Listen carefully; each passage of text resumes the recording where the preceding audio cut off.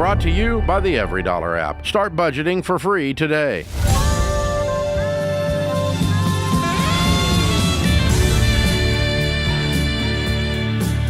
Live from the headquarters of Ramsey Solutions, it's The Ramsey Show, where we help people build wealth, do work that they love, and create actual amazing relationships. I'm Dave Ramsey, your host.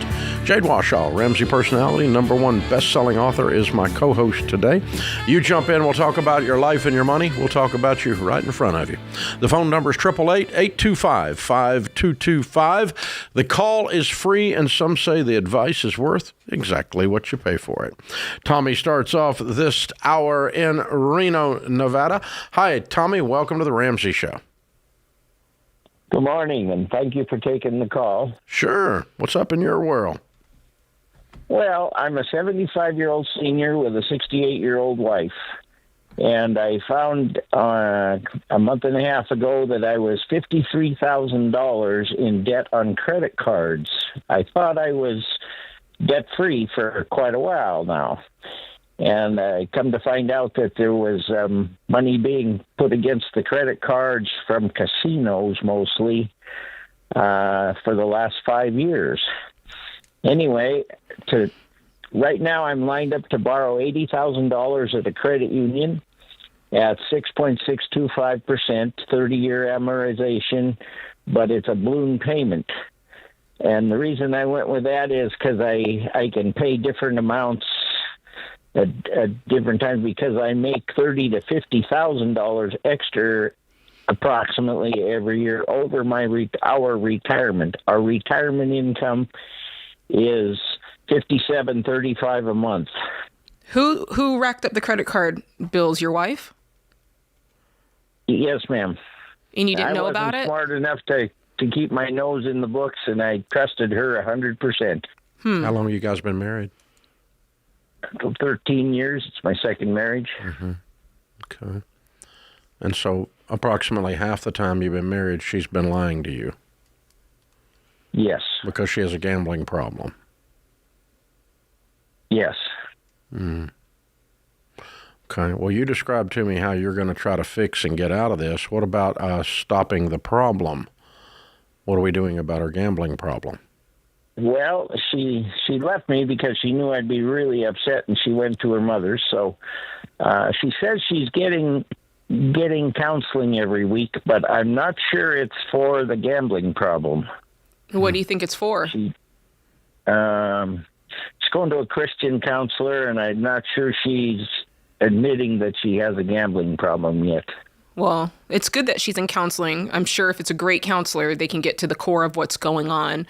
Right. But she has not had contact with you? No, we have contact every day now. Okay. And we plan to get together again. She's just been kind of dragging her feet as to when. Oh. Well, the good news is she's looking for help, and then it's up to you and her to decide together what the boundaries are going forward and what the marriage needs to look like going forward. Right. Now, these cards, I assume they're in both of your names. Yes, they are. Okay. And you guys no. have you don't have any money saved in retirement? One card is just in her name that was kind of hidden. Mm-hmm. And the others are in both our names. Yeah. Do you have any money saved in your nest egg?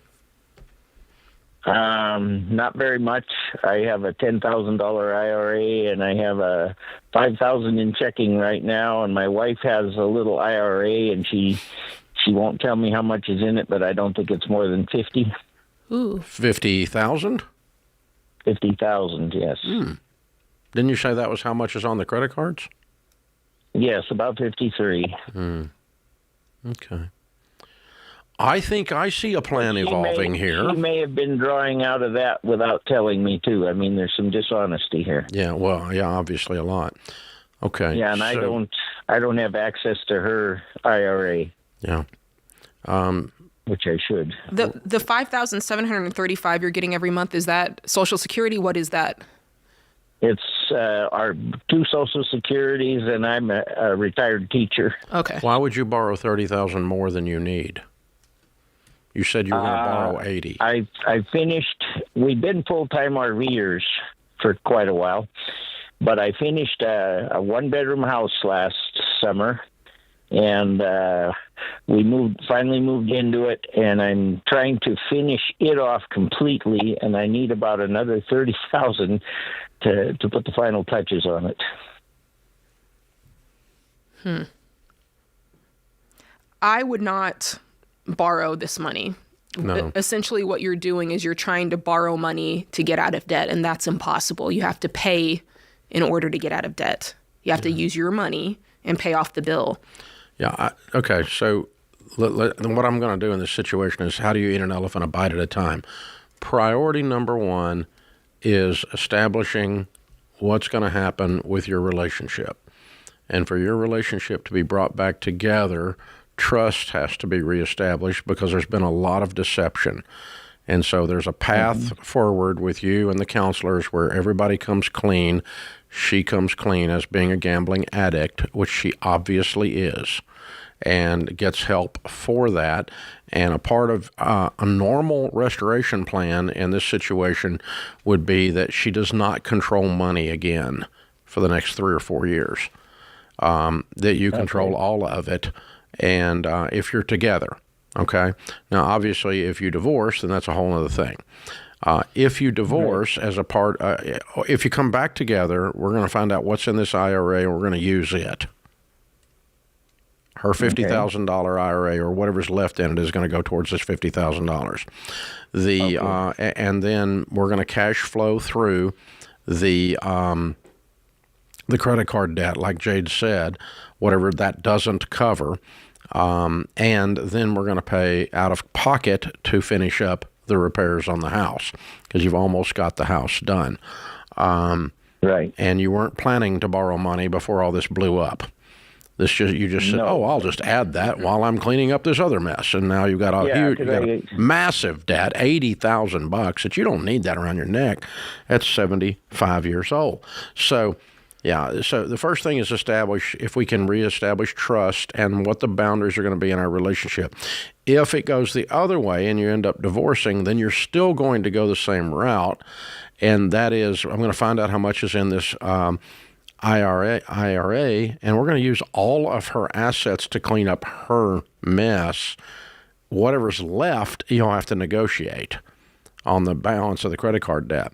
But anything she owns in this divorce settlement negotiation, if I'm in your seat, she's going to use to clean up the deception and the lies and the gambling addiction.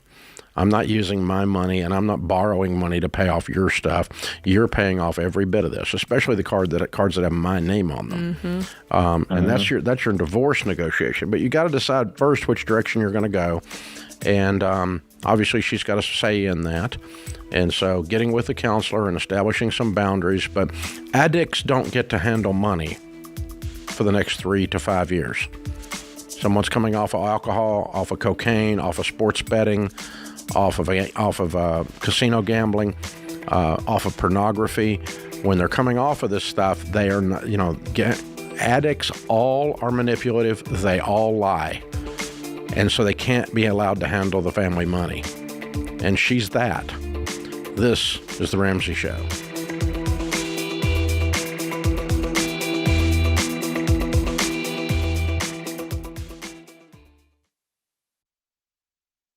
Have you gotten one of those texts recently claiming to be the USPS with some sketchy link to update your address?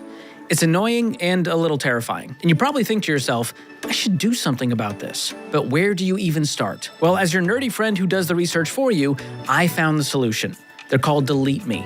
And here's the reason they come in the clutch. The internet is packed with data brokers, which are these shady companies whose sole purpose is to collect your personal info and sell it for a profit. Enter Delete Me. Delete Me swoops in, finds your info on these sites, and removes it on your behalf. They even send you a report with all the details. And so far, for me personally, they have reviewed 27,000 listings, removed my info from 240 data brokers, and saved me 66 hours in the process. I trust Delete Me to help protect my family, and I trust them to help you too. You're going to get fewer spam texts, fewer phishing emails, and fewer creepy robocalls. And Delete Me also makes a great gift for other people in your life that you care about. Individual plans start at just $9 a month, so take an easy step to protect yourself and your loved ones today. And as a Ramsey fan, you'll get an extra 20% off any of their plans at joindeleteme.com/Ramsey. That's joindeleteme.com/Ramsey.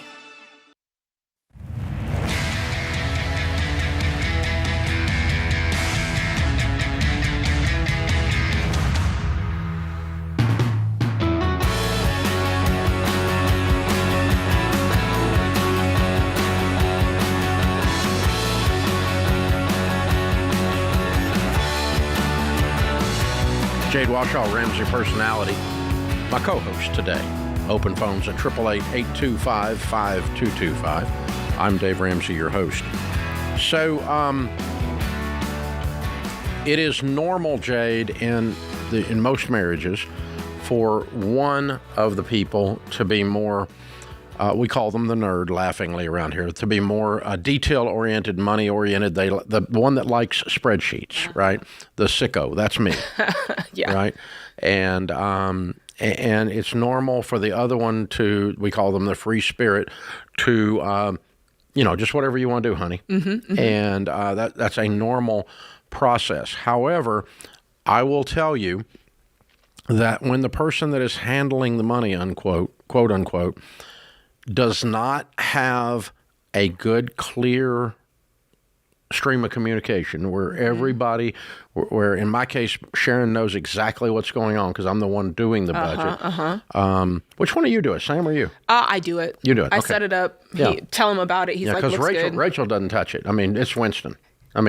Winston lays it out. And so, but either way, it doesn't matter who it is, Yeah. that the other person is involved enough in the budget to A, have input on where our money's going, and B, have agreement that this is where our money's going. Mm-hmm. And so if you have agreement before the month begins of where every dollar is going, one of you's the nerd and you did all the details, and the other one looked at it and changed a few things and then agreed to it, there is no room in that because we've agreed to where every dollar is going. That's why we call the budgeting app EveryDollar. Mm-hmm. We've agreed where every dollar is going. Now, again, if you're the free spirit, the I don't care, whatever you want to do, honey, I'm not asking you to become a nerd, but I am demanding that you do be an adult and not ask the other person to be the only adult in the family. Well, my husband won't give me any money. My wife won't give me any money. Well, what are you, a child? You don't get a vote in the house? Yeah, it's your responsibility It's to your check in. responsibility to have a vote. You go, no, we decided what we were going to do with our money. The nerd will execute the plan. The nerd will probably develop 90% of the plan. Yeah. Right? Yeah. But you're in agreement. The neat thing about that is it creates a real clear, combining, unified marriage where we're unified, we're agreeing on our dreams, we're agreeing on our fears, because these are two grown-ups both speaking into where the money that we work so hard for goes. Where's it go? Two grown-ups. When you do that, I don't get the call that says my wife was hiding credit card debt. It's almost impossible to do. That's right. Then. Because you know where the money's going. That's right. Even if you're the free spirit and not the nerd, right? It's almost impossible to do. So you alleviate that.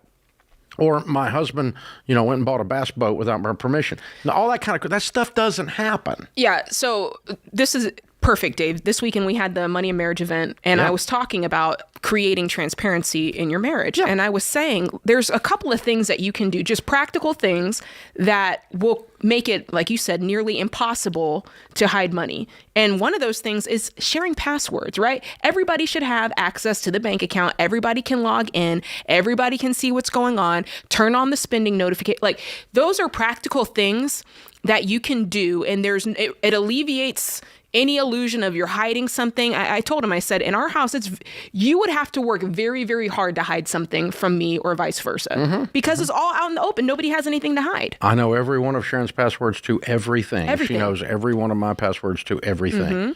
There's no chance I'm doing porn on my computer because she can open it up anytime she wants and look at it. And get in there. And it's not to say that you're it's simple. spying. It's not even anything about spying on your spouse or creeping on your spouse. If you're doing crap that you're ashamed of, you try to hide it. Then you hide it. If you're not doing things that you're ashamed of, then you don't have anything to hide. That's right.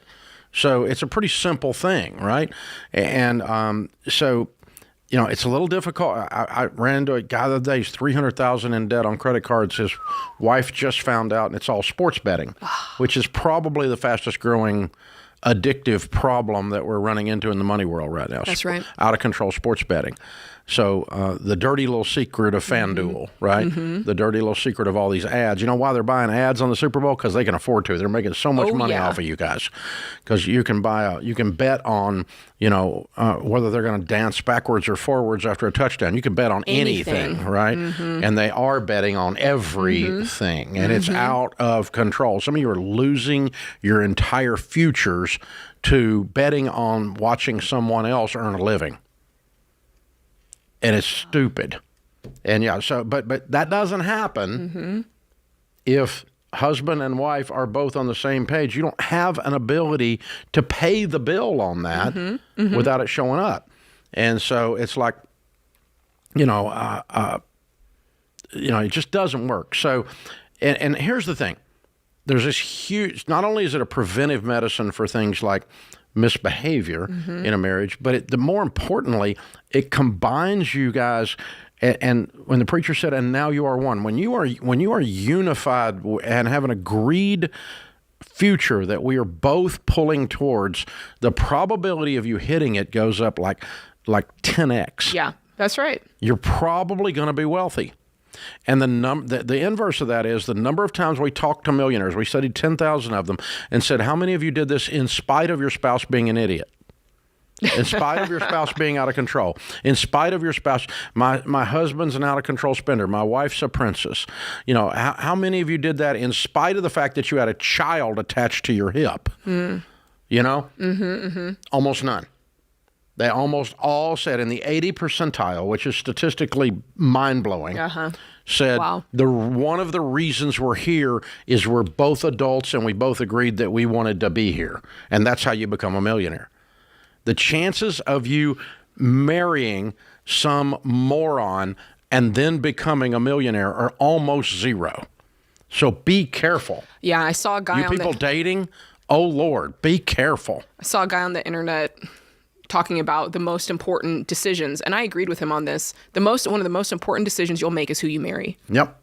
If not the most. There's one with Charlie Munger on that. Is that the guy?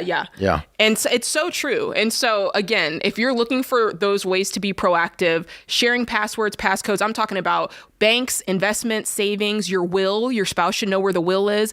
Even your electronics, they should be able to have the passcode to your phone, your computer. They should be able to log into your social media and slide in your DMs so they can see who else has been sliding in your DMs. Like, this is the transparency you want.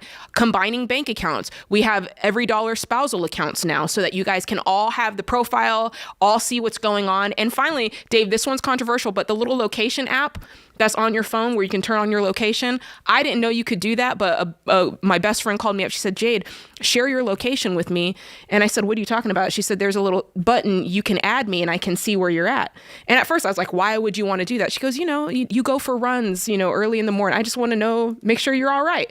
And I thought, that's great. And so she showed me how to do it. And I said, Sam, show me your location. He was happy to do it. And it's not like I'm on my phone looking, where's Sam going? But if you're a person who's not hiding anything and you want the best thing for your marriage, transparency, that's the key. That shows, hey, I have nothing to hide. If we did that, I might not be able to find Sharon, but I could find her phone. LOL. Which I am tasked with looking for pretty regularly. So that's funny. It's true, That's old people problems right there. I can't find my phone. Oh, man. But my gosh. Dave, you know the people where you say, what's the passcode? And they're like, I'll type it in for you.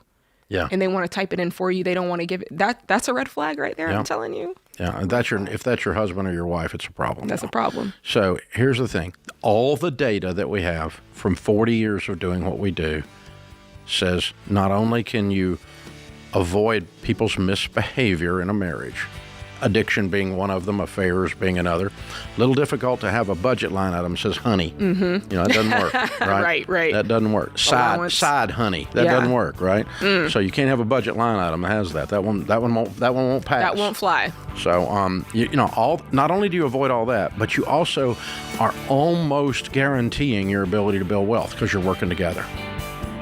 And you're aiming and you're agreeing on our fears. We're agreeing on what we're going to do. And it gets rid of I told you so, too, which is a neat thing to get out of a marriage. This is The Ramsey Show.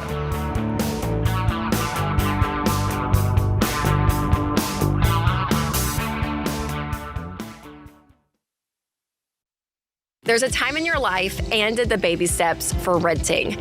But you don't want to do it forever because when you rent, you're still paying for a mortgage, just somebody else's.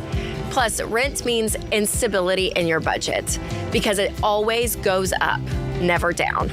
So when you're ready to buy, make sure you work with a mortgage partner you can rely on. Churchill Mortgage. Churchill is Ramsey trusted to help you make the move from renting to home ownership wisely. Churchill understands that when you buy a home the Ramsey way, your mortgage payment will be a consistent, manageable part of your monthly budget. Plus, when your home is paid off, that was your largest expense. Now it's extra money in your pocket and an asset towards turning you into a baby steps millionaire. Get started on the American dream of home ownership today at churchillmortgage.com. That's churchillmortgage.com.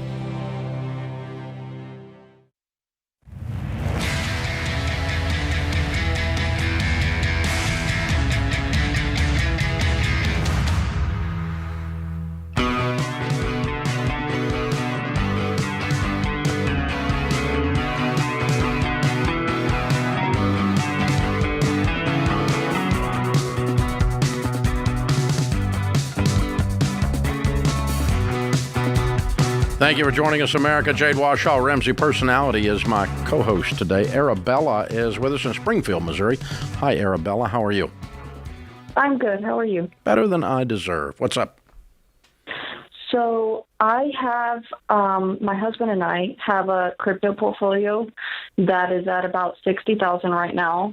And we are about to close on a house.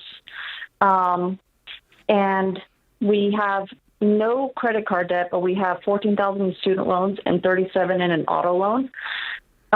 And we don't know if we should sell our crypto right now and just pay off all of our debt and, start this process with a home with a mortgage debt-free, or try to wait out the bull run that is projected to happen with crypto in about April and sell at whatever price it'll be around then. I wouldn't try to time the market with it. I mean, you guys are in debt today and you're closing on the house really quickly. And so I would liquidate this crypto and I would pay off this debt. I would do that instantly. Okay, but do you have any advice on, what if it were to go to the projected amounts that the coins we hold are going to go to? You know what the other projected really amount is, right? The other projected amount is zero that they go to. Do you have a recent memory about crypto? So we are not invested in meme coins, which is, you are invested in crypto. Do you have a recent memory, like in the last 36 months, of what that category of investing has done? It's one of the most volatile, high-risk investments on the planet. And it's not technically an investment. It's actually called speculation. We were up $30,000 more than we are right now, just right before the tariffs. So, interesting. And so what happens when Trump burps again? You're screwed. Okay. Listen, stop a second. You're acting like this is some kind of steady, predictable investment because it has a long track record. The only track record that crypto has is extreme volatility. That's the facts. So we've been writing it out for 5 years. Jesus, But you are not listening. Arabella, do you know what you sound like? You sound like Somebody's in denial. someone who's in denial and I somebody don't who's drink like much. I do very little cocaine. someone's at Come the crap on. table. Who's at the craps table? I'm just gonna let it ride. I'm gonna If I let it ride. I'm I hot. might. I'm hot right now. That's what you sound like, because it's basically a form of gambling, because you don't know what's gonna happen, and just because you had a great week 2 weeks It's ago, not you an don't know. investment. It's speculation. It's the roll of the dice. You're in Vegas, and your car payment's on the line. So the answer to your question is what Jade said: cash it out today and pay it off. And another way to help you analyze this from a decision-making paradigm is to do a sunk cost analysis. Pretend in your mind before you called us and asked this question. Pretend in your mind if you said, okay, I have no credit card debt and no car debt. Should I go borrow on my car and on a credit card to buy $60,000 worth of crypto? Absolutely not. Well, it's the same same thing. thing. Okay. If you don't sell it today, you borrowed it again tomorrow. It's the same thing. It's as if you borrowed it. You understand that? I have one more question then. So the reason we invest in crypto in the first place is obviously we are Christian and we do not gamble and don't think gambling is okay, but we felt like God showed us these 3 specific coins that we're invested Ooh, in. like a crystal ball. And we have just been waiting for the right time for him to show us when to sell, which is why we've been holding for 5 years through 2 bull runs. Arabella, I'm upset with this. I'm upset that you're telling us this. Really bad Yeah. theology, Arabella. Really bad. Okay, because there are no instances in the Bible, 0, where speculation, which is what this is. It's not gambling, but it's speculation. The difference in investing and in speculation is you're buying something you hope is going to go up that has no track record. That's speculation. You're looking for a short-term gain. Investing is a long-term gain. Investing over a long period of time is scriptural. Playing short-term games with money that you don't have because you're broke, you have a car payment, you're broke people, and you borrowed on your car and on your credit card effectively to play a short-term game.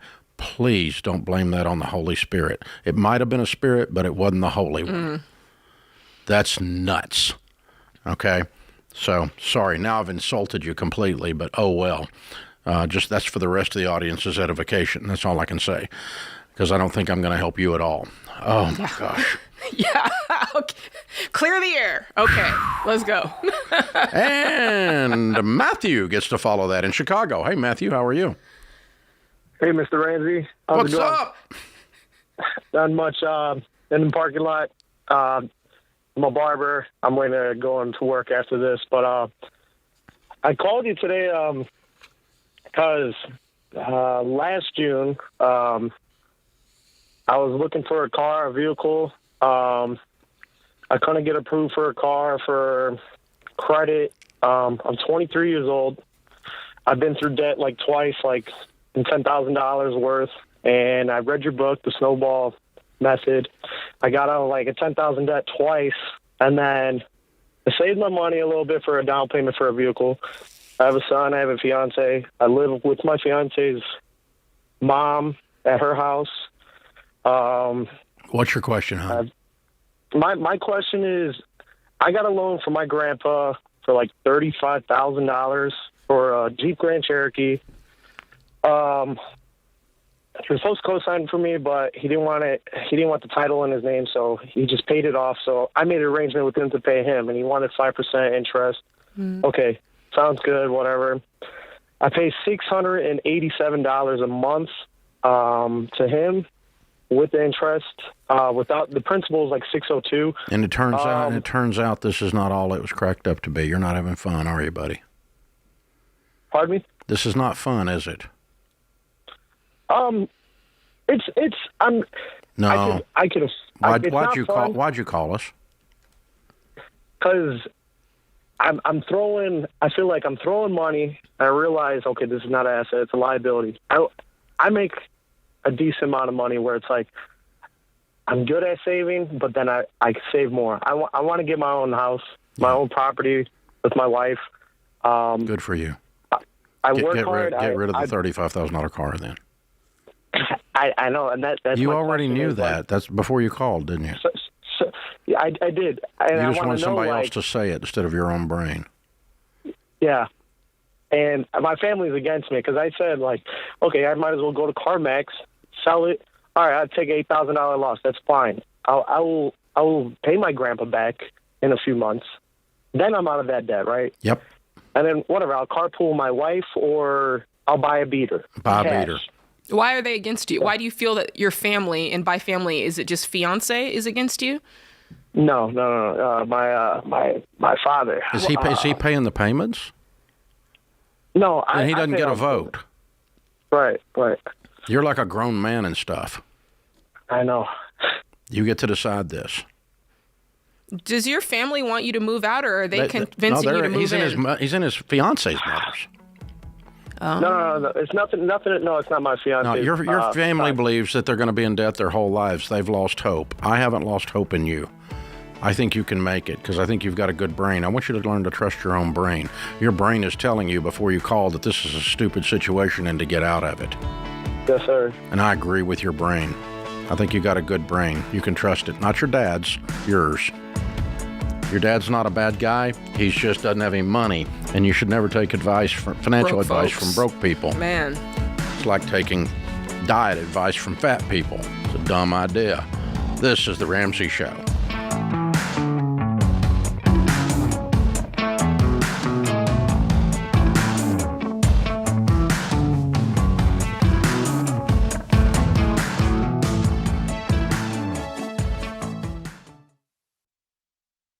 People tell me about their experiences with big banks all the time.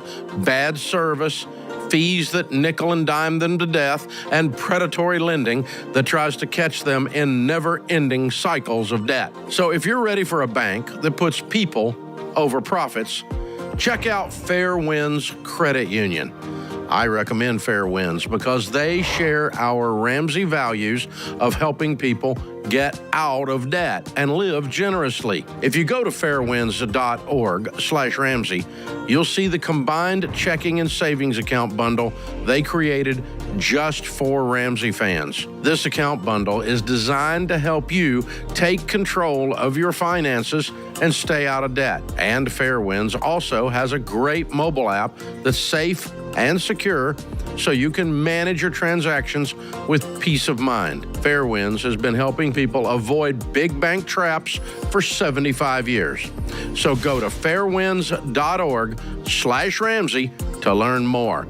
It's easy to join, no matter where you live. That's fairwinds.org/Ramsey.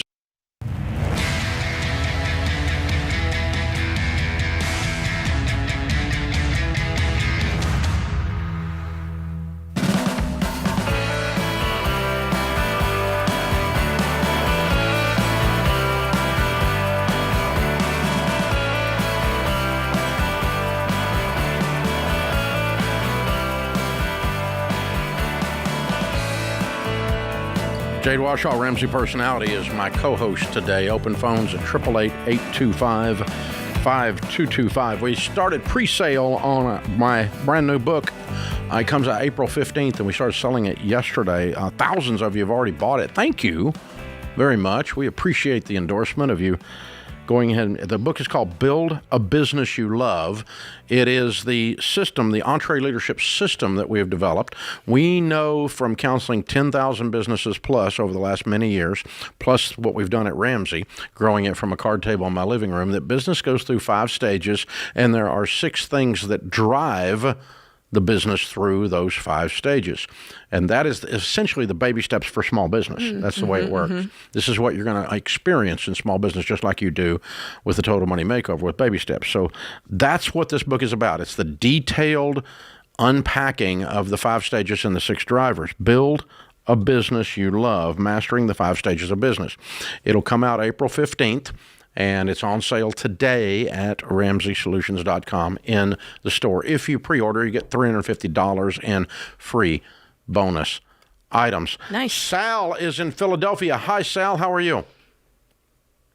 Hey, guys. Thanks for taking my call. Appreciate it. Sure. What's up? So I'm 21 years old. I have a baby on the way in Congratulations. July. When's it due? July 14th. Awesome, very man. excited. Good for you. Thank you. I have my own business in pet care. I'm a dog trainer, and I am $300,000 in debt. From what? So my question is, do I focus on expanding the business, hiring, and trying to be able to make the business self-running so I could be as present of a dad as possible, or focus on paying off debts? Is the debt business debt? Is it from you building this business? Is that where it came from? Yes, that's where it came from. Most of it. Explain? Is it? Why does it take $300,000 to train a dog? Yeah. So we started mobile. So I started the business when I was 19, doing it mobile, kept costs low, did it out of my truck. And then as we expanded, we decided that we needed a facility. So we rented and then kind of renovated a 4,000 square foot facility. That was in April of last year. So I took a home equity line of credit loan from my dad, which I know now from listening to you guys is a no-no. Just give me a quick synopsis. If I bring my dog to you and say I'm dropping my dog off, train him, what does it cost me? What do you cost for a service? I'm just curious. Our lowest package is $33.75, and our most expensive package is $8,000. Okay. And these are house pets. They're not service animals or anything. Some are service dogs. Some are protection dogs. We work with a large range. You're doing protection dogs for $8,000. Wow. That's low. Okay. All right. Now, so you spent money renovating someone else's building that you rent? Yeah. So we did like walking kennels. We had to put in. But you don't own the building. Walls. No, it's a rental. Okay. So where's you spent $300,000 on someone else's building? So the home equity line of credit, the total of it was $225,000. Mm-hmm. And then we used some of that to do employee salaries when we first moved in. We had a lot of that for renovations, and then also into marketing. Then we have $30,000 for a van that we use. So are you profitable? Yeah, so last year we did $300,000 in sales. $40,000 of that was profit for our first year. Wow. Lord. What's all the overhead coming? Well, so our total overhead per month is $17,000. Okay, and so what's your question, hon? So do I focus on expanding the business? No. Hiring, No. Okay. You need to make some money with all this money you've spent. Mm-hmm. Like, you need to double your revenues with your existing facilities and your stupid $30,000 van that you did not need. Mm-hmm. Okay? You have never seen anything you wanted that you didn't go buy it. Stop it. You're going to run yourself out of business so fast it's unbelievable. You need to learn to organically grow the business. Ramsey Solutions has grown from a card table in my living room to a $300 million business, and we've never borrowed a dime. 100% of our growth has been funded by profits. A little bit, and a little bit, and a little bit, and a little bit, and a little bit, and a little bit. And so now you've invested leasehold improvements in someone else's building. What's the length of the lease you have? It's 5 years. At the end of 5 years, all that money's gone if that guy wants you out. You've got to amortize all of that cost in 5 years on $40K profit. You can't even come close. Did you know that? Did you realize that? Or you just didn't care? I'm just curious. Realize which part? The part that you're leasing and that you don't own the building. So when your lease is up, there's no guarantee that you get to stay there with all the renovations you've made. So what I figured while going through the process of it, I believe that the total cost of renovations alone that we did was between $50,000 and $65,000. But the goal was to then extend our lease once that 5 years was up. Yeah, that's a goal. That's a wish. That's a hope. It's not how you run a business. Okay.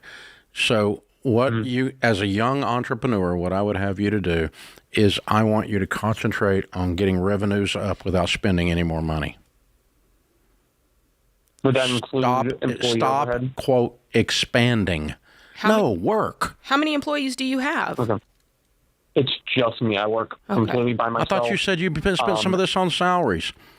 Where the heck did the $200,000 go? All I got's 30 in improvements or 40 in improvements and a $30,000 van. Where'd the rest of it go? You paid yourself out of the loan? No. I didn't pay myself out of the loan. We had employees. We had up to 3 at one point. But then in October, we got pretty slow, so I let everyone go. Went down to just me working, and then... Yeah, okay, you have a $40,000 a year job that you own. So your job is to make it an $80,000 a year job that you own, and then a $100,000 a year job that you own. You need to find out the most profitable areas of your business and grow those areas, and yes, you need to do it. As far as you being at home with the baby, fathers, since time has begun, have gotten up and gone to work, and babies have survived. And you're going to work, my son. You have $300,000 in debt. You've made a mess, and you need a shovel, and you is the shovel. Mm-hmm. How much is the lease every month? Mm-hmm. Lease is $4,200. Yeah.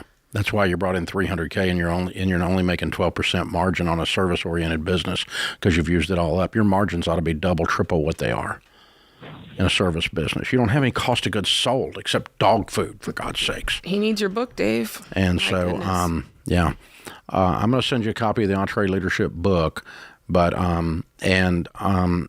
jump in on the Entree Leadership podcast and start listening to it that I do on small business and so forth, because we've coached people exactly like you for 20 years. And I love small business people. But the disease that you have is the idea that if I spend more, I'm always going to make more. And that is a disease that doesn't work in business. Spending does not equal income. And so you've bought everything fresh and shiny and new, and now you need to go make some money. And you probably ought to dump the $30,000 van and get rid of it and get some of the money back towards your dad. Anything you can get rid of and still operate the business and get money back towards your dad. I want you to concentrate on making money, not spending money. And quit telling yourself you just need one more marketing plan or you need one more purchase for this to go break through. In business, if you are not the secret sauce, you're screwed. The other stuff around the dog training is window dressing. Your ability to look at an animal and teach it to behave is the secret sauce. And your ability to teach other people to do that work for you is the secret sauce. It is not whether you have a van, and it's not whether you have a rental property with a kennel in it. It's your ability to do your job. And so if you'll go do that and make a bunch of money, you're going to be a great dad financially, and you're going to be fine. But you got a lot of work to do. And it's not unusual for a young dad to be working. It's not a bad thing. This is The Ramsey Show.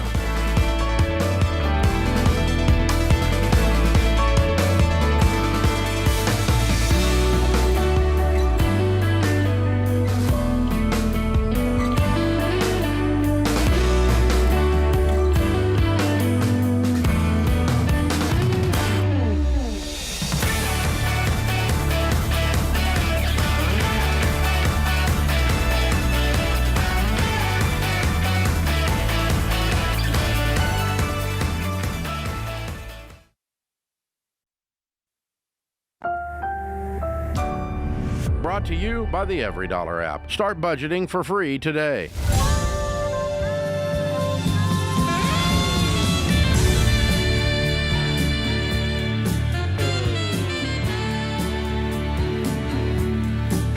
Live from the headquarters of Ramsey Solutions, it's The Ramsey Show, where we help people build wealth, do work that they love, and create actual amazing relationships. I'm Dave Ramsey, your host. Jade Warshaw, Ramsey personality, #1 best-selling author, is my co-host today. Thank you for joining us and for hanging out. It's a free call at 888-825-5225. That's 888-825-5225. Mark is in Portland, Oregon. Hey, Mark, welcome to the Ramsey Show. Something's not working, guys. Let me try again. Put everything on hold, and 3. There we go. Mark, are you there? Yes, sir. I'm here. Good. How can I help? Well, in 2012, my dad passed away suddenly from cancer. I'm sorry. And he didn't have a very concise will put together. He had, directives. When he died, he was taking care of his mother, who was suffering from dementia and Alzheimer's. 6 months after he died, she died. And that left everything that was supposed to go to kids and grandkids and cousins kind of up in the air. And then eventually everything was in my aunt's name.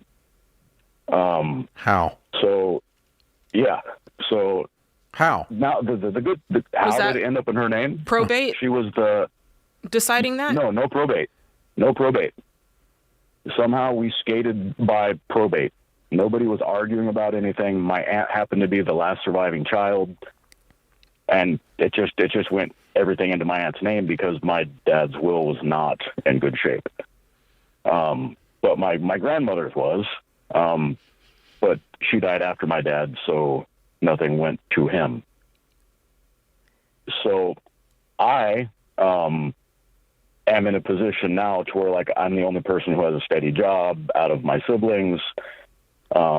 And I'm trying to get my siblings and my cousins together because my aunt's husband is also dead. So it's just my aunt. And she's kind of going into a little bit of a mental decline. My siblings are okay. Everybody knows who's supposed to get what. From the aunt? My cousins, yeah, from the aunt.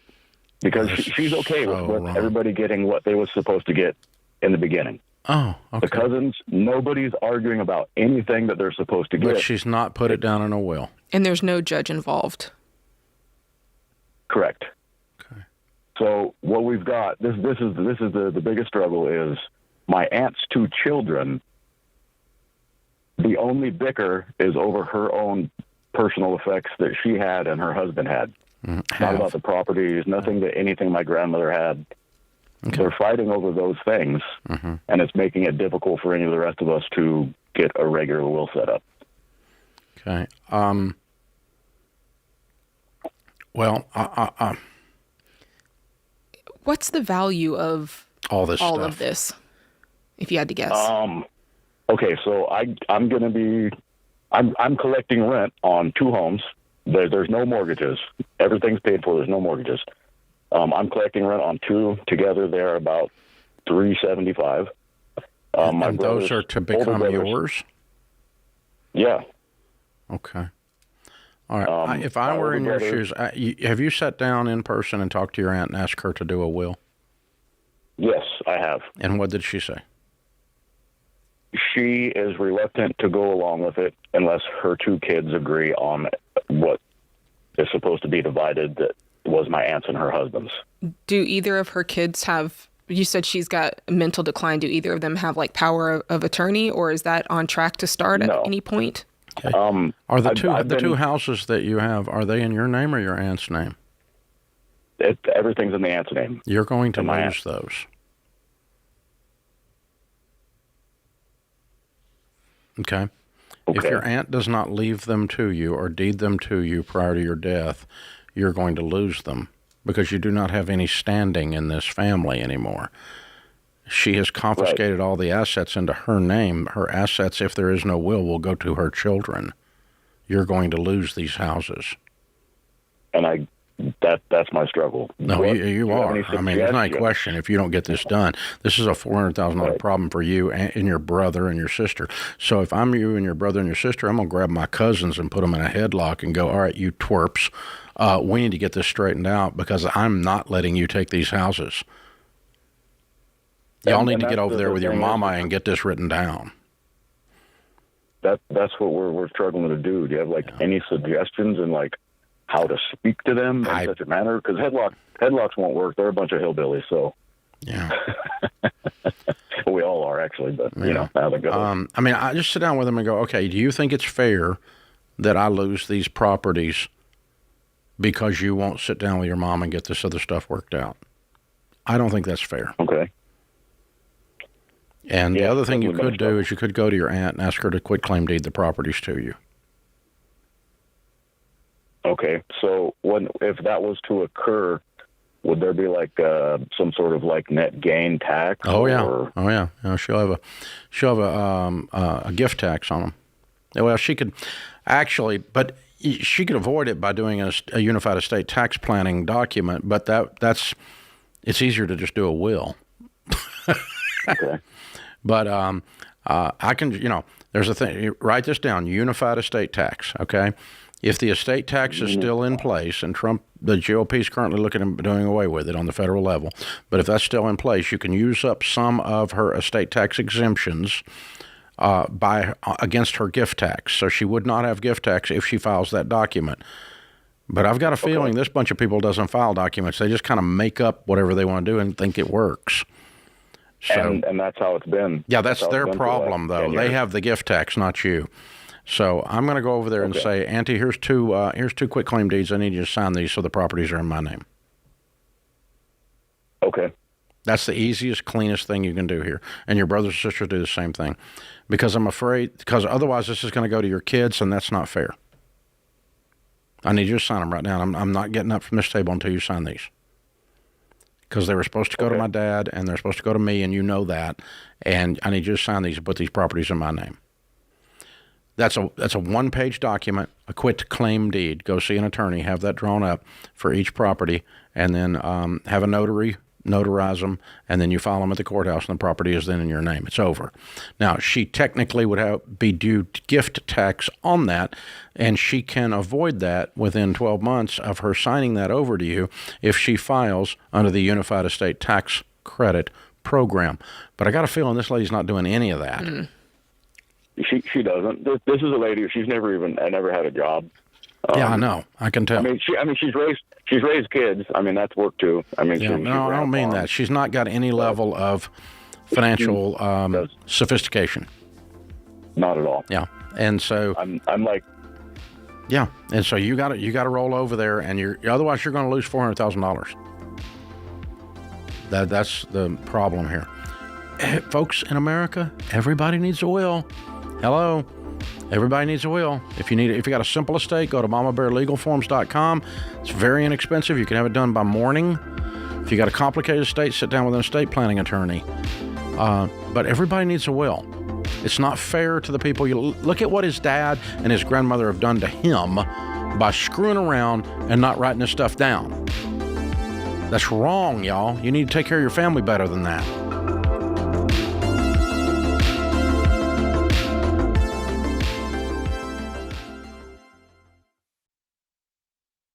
What does the future hold for business? Ask 9 experts and you'll get 10 different answers. Economic growth or a recession? Business taxes will go up or down. AI will help us work, or it will replace us all. But there's no such thing as a crystal ball. That's why more than 40,000 businesses have future-proofed themselves with NetSuite by Oracle, the #1 cloud enterprise resource planning system. Ramsey Solutions uses NetSuite, and you should too. Whether your company's earning millions or even hundreds of millions, NetSuite helps you respond to immediate challenges and seize your biggest opportunities. With one unified business management suite, there's only one source of truth for the visibility and control you need to make quick decisions. NetSuite's real-time insights and forecasting help you see into the future with actionable data. And when you're closing the books in days, not weeks, you can spend less time looking backward and more time focusing on what's next. And speaking of what's next, download the CFO's Guide to AI and Machine Learning at netsuite.com/Ramsey. It's free at netsuite.com/Ramsey.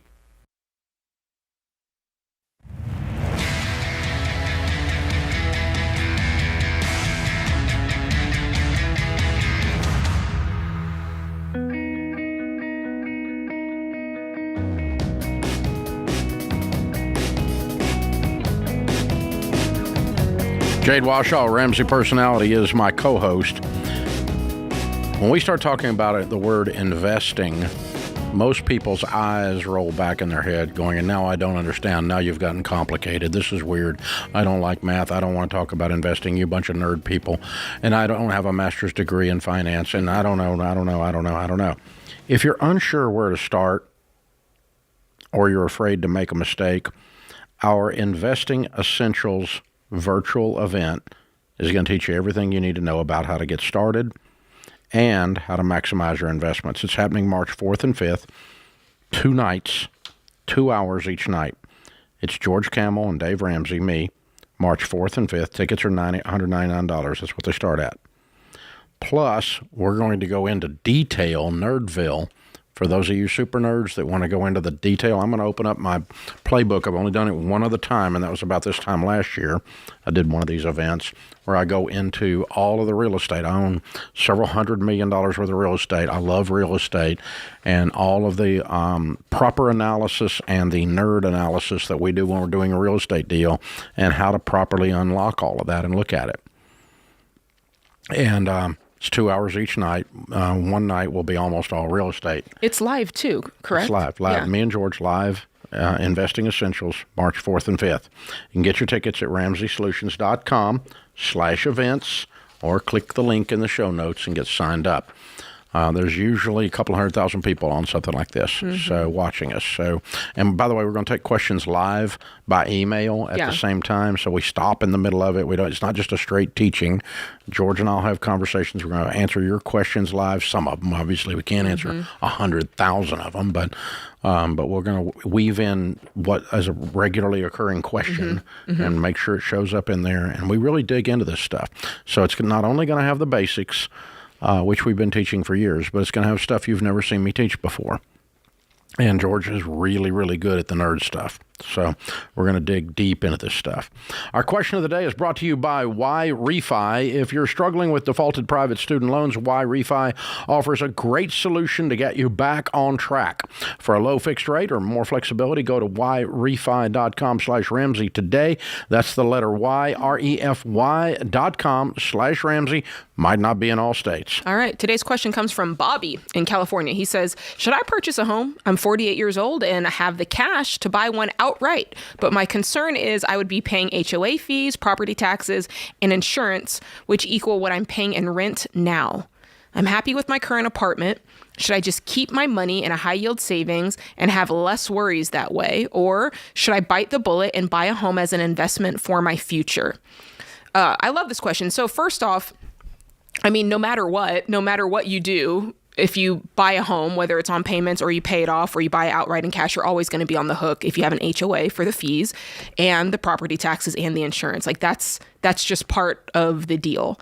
As far as should you buy the house or should you just remain where you are? I mean, you're 48 years old. You've got the money. There's no time like the present. And for me, I kind of break down home ownership into 2 areas. Number one, it's like we say all the time, it's the biggest line item on most people's budget, right? And so we want to create stability there. When you're renting, it's fluctuating, it's going up and down. You have to deal with lease agreements, all of that stuff. But when you purchase a house, it's yours. You can lock in, especially when you're buying it outright in cash, right? And then the second purpose is it does help us build wealth. And so those are really, for me, the 2 primary purposes. And I think that you should do that. Otherwise, when you're renting in perpetuity, you really are at that point starting to throw money down the drain because there's no end to the process. You're not doing it as a means to buy time so that you can buy. So perfect. That's my answer. So Bobby, if you're 48, think back to when you were 28 in 2005. What was that house worth then? What did it sell for then? Don't you wish you owned that now? That's the same thing you're going to have when you're 68 from 48. It's the same 20-year period of time. And so houses go up in value over time. Unless you buy in an area that is a neighborhood in decline of some kind. In general, good, reasonably purchased, reasonable neighborhood, single-family homes over a 20-year period of time are a gold mine. They go up in value, period. The other thing we can be 100% sure of, during the next 20 years, your rent is going to go up every year. Or almost every year. 100% of the time, your rent is going to go up. It does not go up when you own the house. The only thing that does go up is HOA fees and insurance and taxes, but that's not going to keep up with rent escalation. I think he more so has an issue. You know, you see that big nest egg in your account, Yeah. and he likes the way it looks in his account as opposed to. Yeah, but if that's got to be invested at 10 to 12% to even keep up with what that house is going to grow to, and it's probably not. No. So Yeah. I'm going to go buy that house 100% of the time in this situation, because 20 years from today, not because 2 years from today, but because 20 years from today, it's going to go way up in value, and 20 years from today, your rent is going to have gone up in value. And as Jade says, you're stabilizing the largest line item in your budget. She's exactly right. Brenda is in Greenville, South Carolina. Hi, Brenda. Welcome to the Ramsey Show.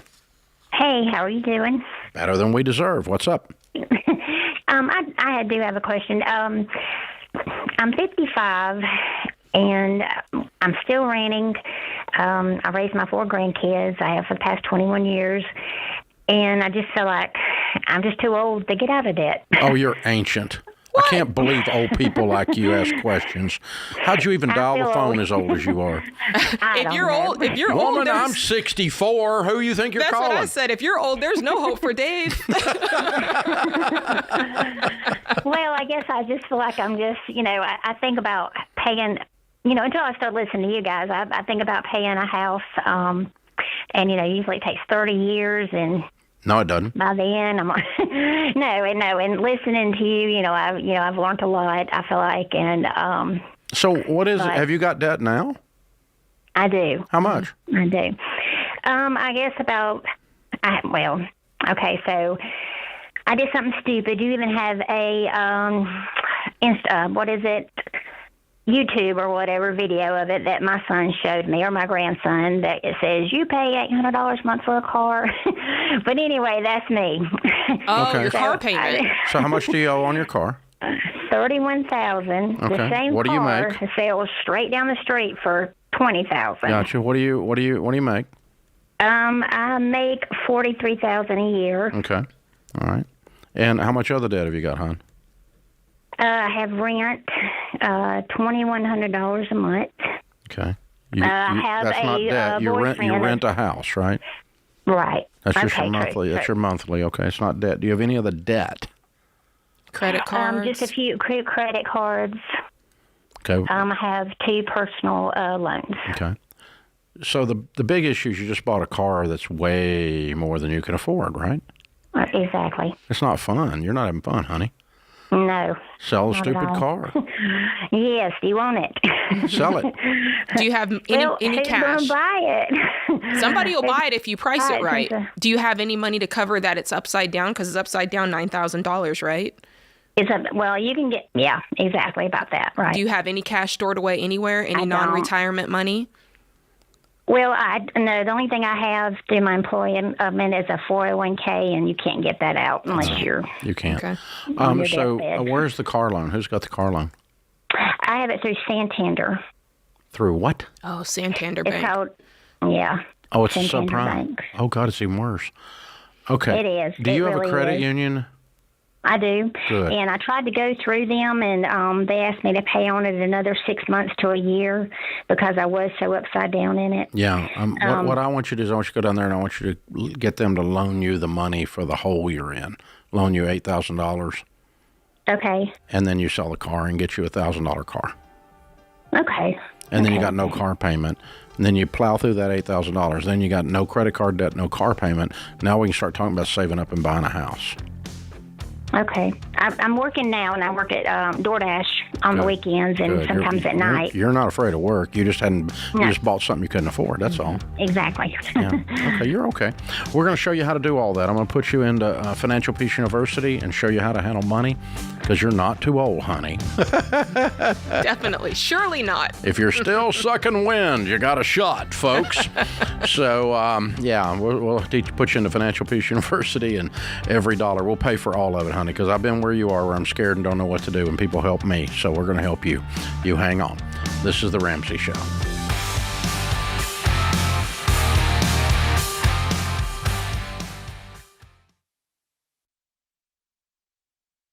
I've been doing this show for over 30 years, and some of the saddest calls I've taken are from situations that are completely preventable.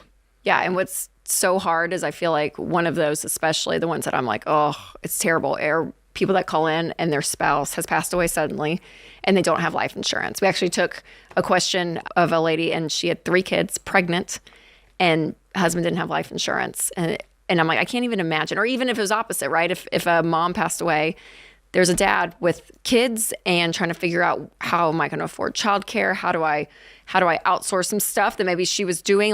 And it just takes the grief and the sadness of something like a sudden death to a whole new level. Like when you have to think through, how am I going to pay my bills? How am I going to eat next week? Yeah, in the middle of all that grief. Like it's terrible. And so life insurance is the one thing, especially as a mom with 3 little kids, that I'm like so big on for people to get because it's inexpensive. Xander is the place that Winston and I actually get all of our life insurance.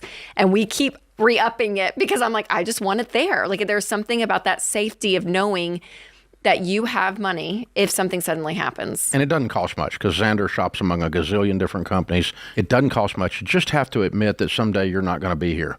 You got to say it out loud, and you got to say, I'm going to say I love you to my family by taking care of them and taking the time to put this stuff in place. It costs us stinking pizza. It really is. So that is one thing to do, to say I love you to your family. So we've used Xander for all of our family's needs for insurance for many years, including, of course, term life insurance. To get a free quote, go to 800-356-4282. That's 800-356-4282, or go to Xander.com.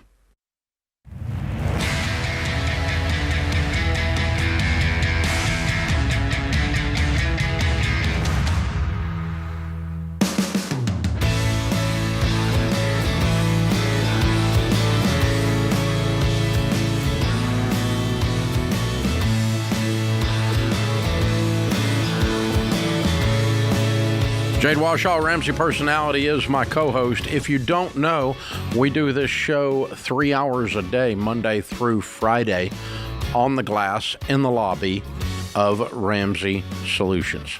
And you're welcome to come by anytime. Homemade chocolate chip cookies and coffee are on us.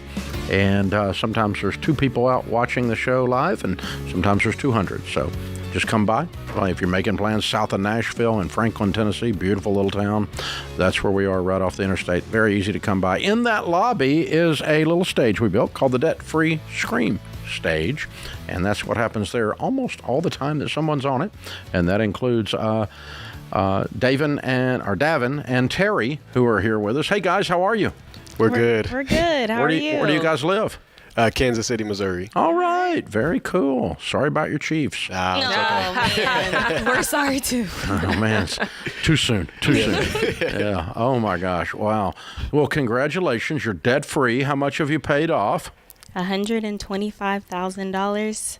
Very cool. How long did that take? $60.77. Okay, say all of it. Say it again.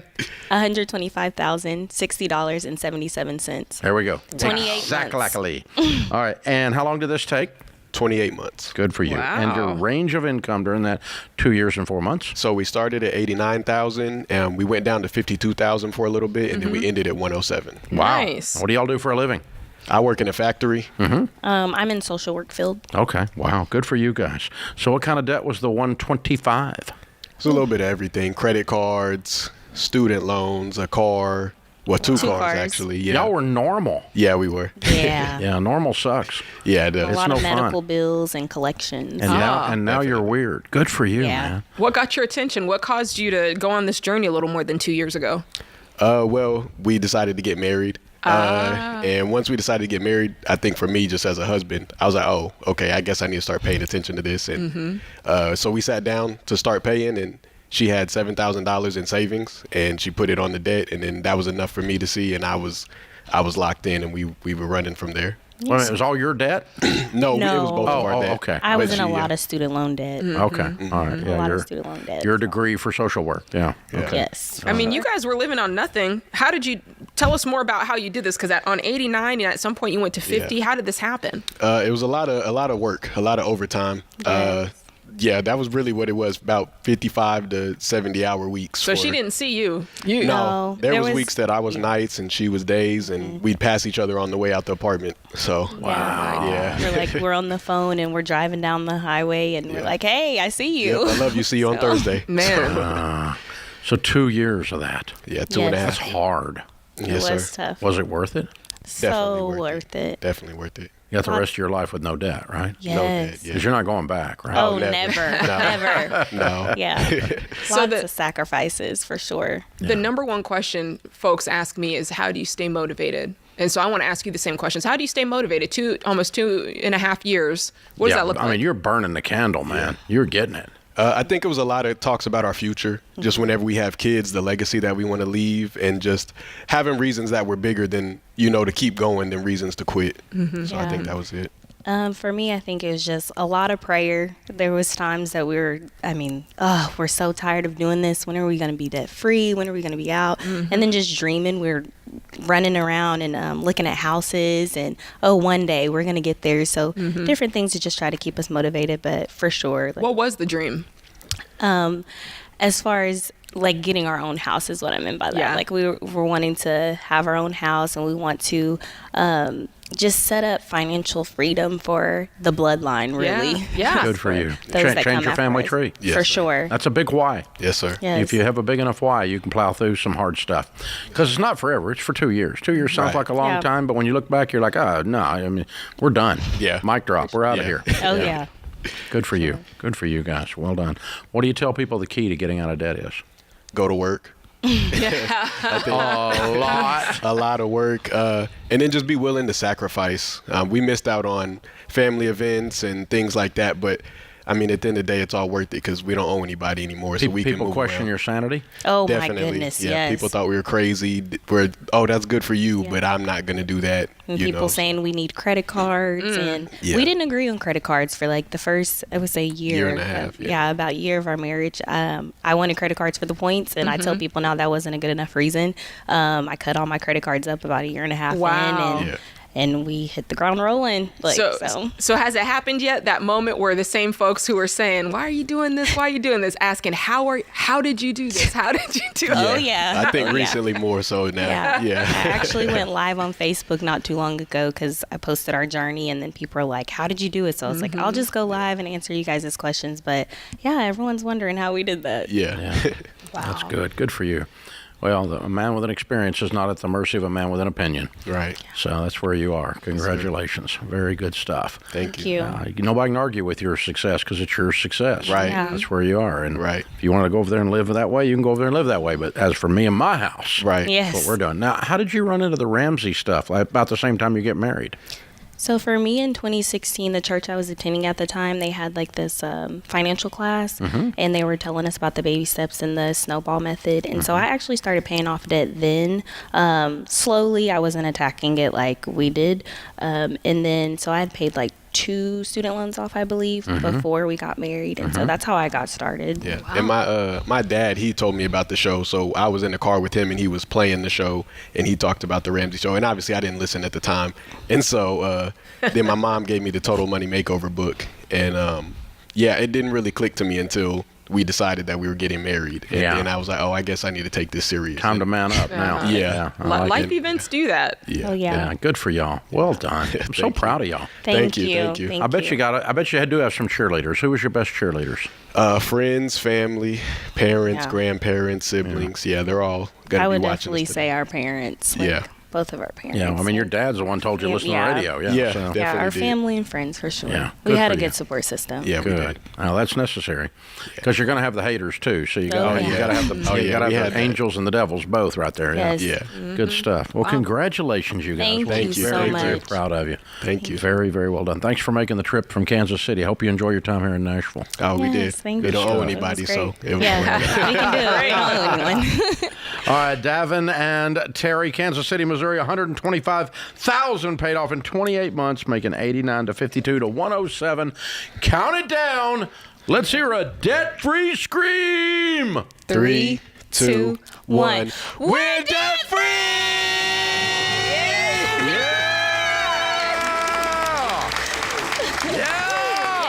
I felt that one. They did it. They did it right. Well done, you two. Jade, you know what occurs to me watching those two that, I mean, they're young. I didn't ask them how old they are, but they're young. And and really, you probably even fall into the same category. My daughter does for sure. Y'all have all grown up with a magic wand in your hand. Uh-huh. And if you want something, you push a button. It's at the doorstep. And you get it. There's an app for it.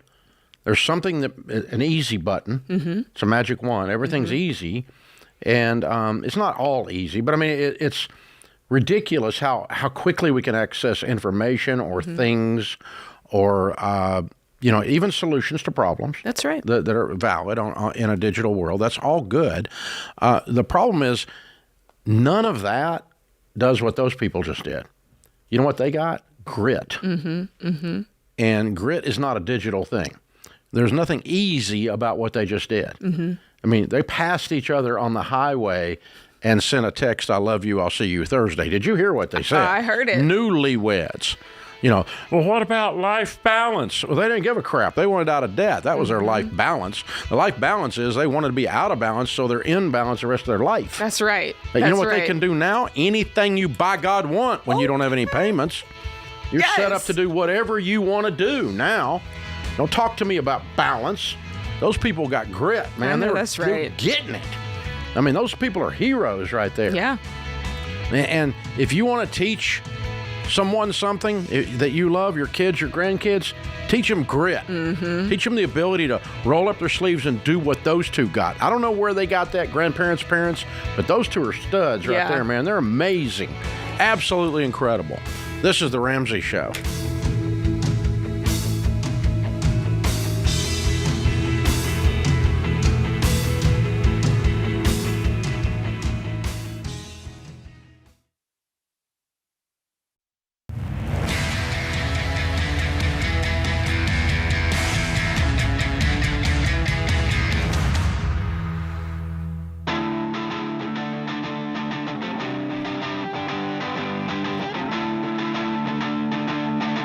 Jade Warshaw, Ramsey Personality, is my co-host today. This is the last segment for all of you, unless you're on the Ramsey Network app. And then you can get the rest of the show on the Ramsey Network app. You can get the whole show on the Ramsey Network app, and it's completely free, video or audio, however you choose to view it.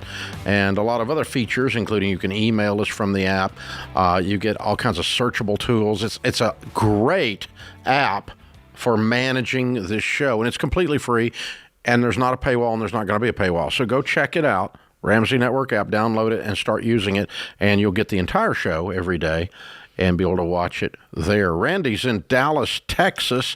Hi, Randy. Welcome to the Ramsey Show. Thank you. Appreciate it. Sure. What's up? My question is that my sister-in-law had my aunt picked up, and she's about 90 years old. Had her what? Had her picked up. Not picked up by the police. Had her picked up and sent into a nursing home. Who picked her up? Well, that's what we tried to find out. The police said that they didn't do it, so they convinced her. They put her in a car. Who's convinced they? Her, well, the facility? The nursing home picked her up? Correct. They brought the little van over, loaded her up, told her they're going to the bank to sign some paperwork. They signed some paperwork, which is transferring her account or adding their names to her account so they have access. The nursing and then home. The bus, yes. And then the bus went one way, and my sister-in-law went the other way. Your sister-in-law was in the van? No, she drove behind them. So she set it up. You're saying she set it up? She set it up. Okay, how is she kin then? I'm a little bit confused. Sister-in-law, her aunt, your aunt. Correct. So this is your brother's wife, right? Correct. Your brother's wife put his aunt against her will or against the family's will into a nursing home. Why?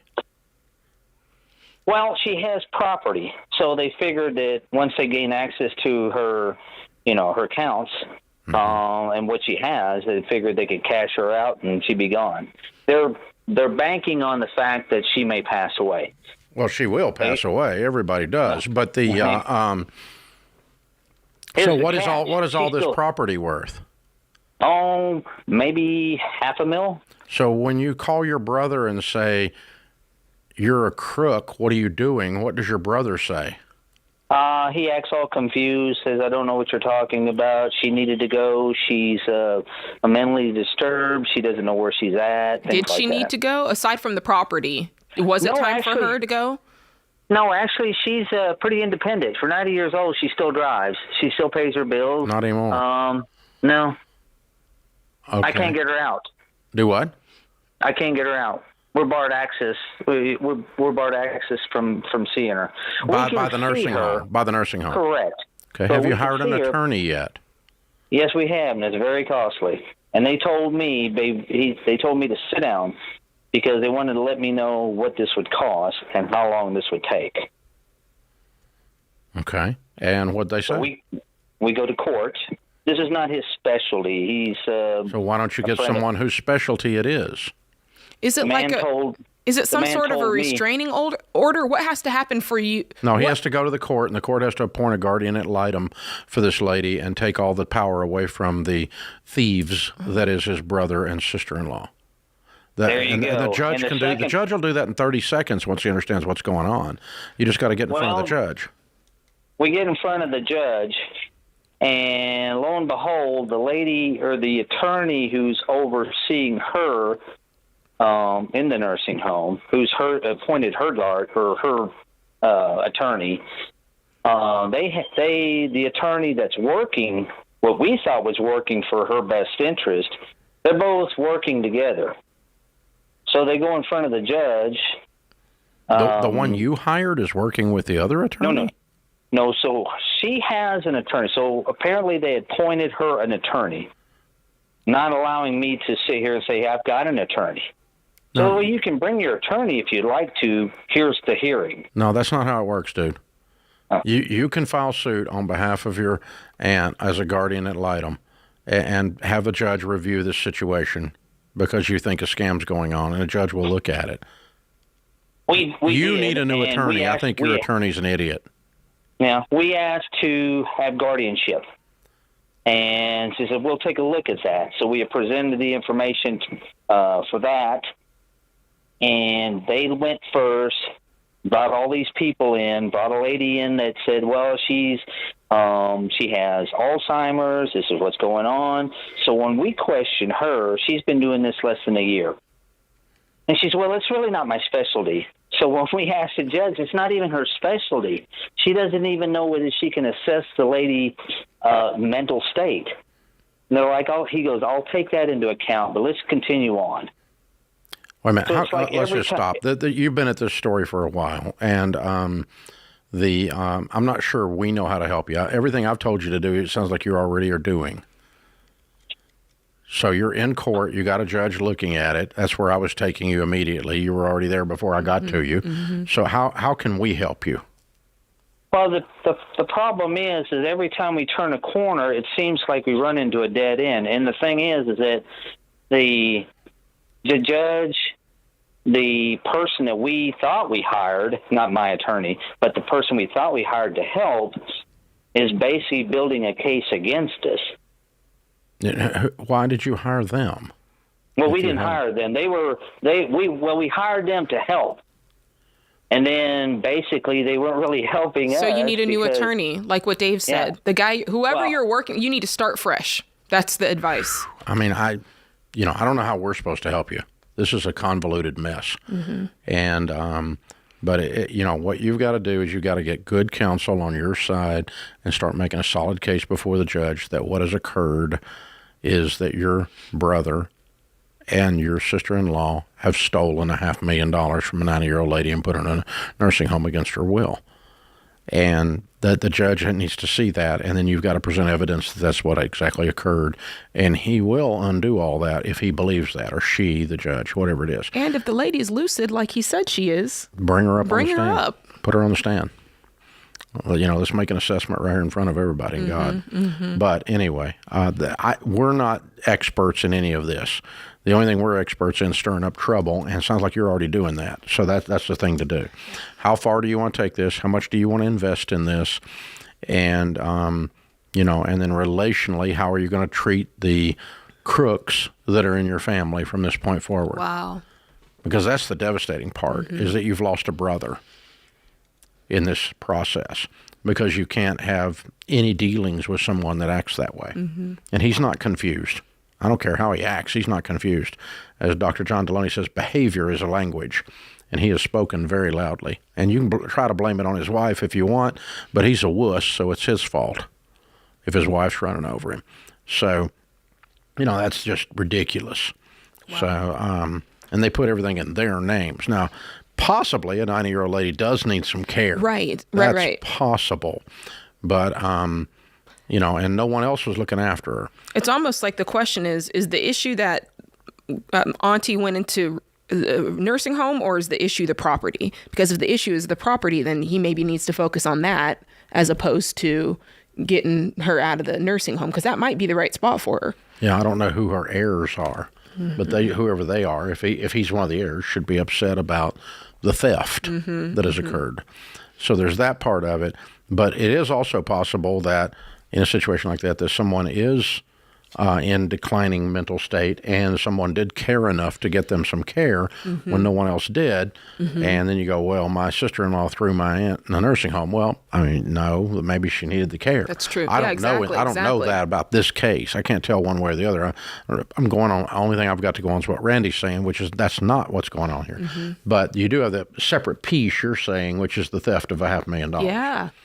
And so that's not caring for someone. Right. That's not taking care of them. So that's sad. Yeah, it's a sad mess. It's horrible. Some people's children. Wow. That puts this hour of the Ramsey Show in the books.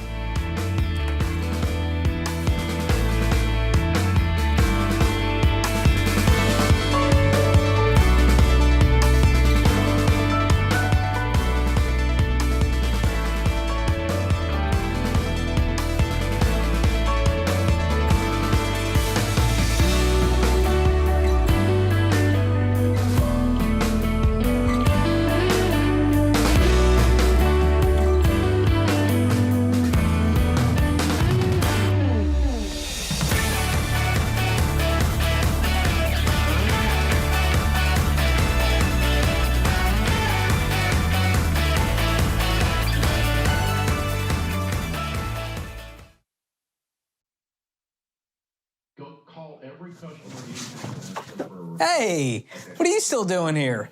You know the rest of the show's happening on the Ramsey Network app, right? So you got to jump over there to continue watching. You can download it for free. Just go to your app store, type in Ramsey Network. It's completely free, and I'll drop a link in the show notes to make it easy for you. So if you're watching on the app, you're in luck. But if you're watching anywhere else, this show is over for you. So jump onto the app and let the fun continue. All right. Go on now. Don't make it weird. Okay, I got nowhere to go, so you need to go. Okay, bye-bye now. All right, it's getting weird over there, guys. What do we do?